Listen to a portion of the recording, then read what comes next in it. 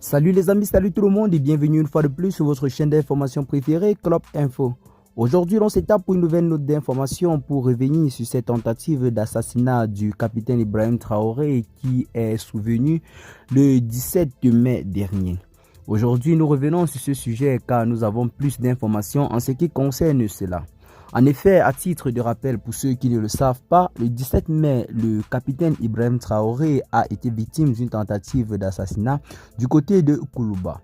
Le président de la République étant dans sa résidence a été attaqué par un individu jusqu'à présent non identifié. Cet individu fonçait tout droit sur la présidence de la République et malgré les tirs de sommation, il n'a pas rebroussé chemin.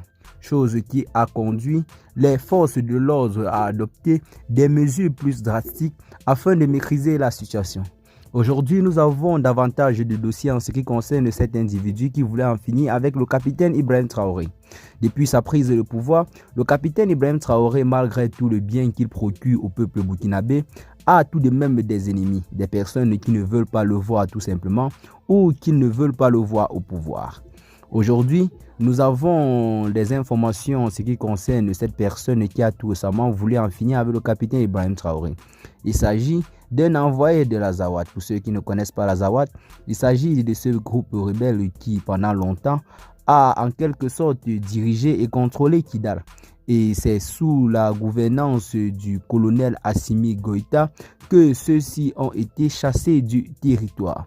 Ces membres qui, depuis plusieurs temps, sèment la terreur dans le Sahel en général, se sont attaqués au capitaine Ibrahim Traoré. Ils ont laissé le Mali pour arriver du côté du Burkina Faso. Donc, la tentative d'attaque contre le capitaine Ibrahim Traoré a été revendiquée par un mouvement djihadiste n'appartenant même pas au Burkina Faso, mais plutôt au Mali. L'information a été plusieurs fois partagée sur la page Facebook NCI. C'est la raison pour laquelle, après maintes partages, nous avons décidé de partager l'information avec vous, car même si elle n'a pas été confirmée par les autorités burkinabées, cela semble clairement logique.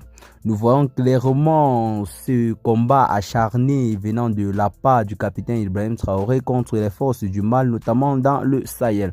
Le capitaine Ibrahim Traoré, grâce à ses équipements militaires, mène véritablement une vie due en quelque sorte au terrorisme. Donc à travers son armée et son équipement militaire, il fait véritablement vivre le martyre aux forces du mal.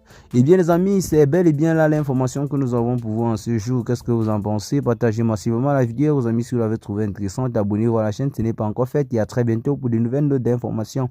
Ciao.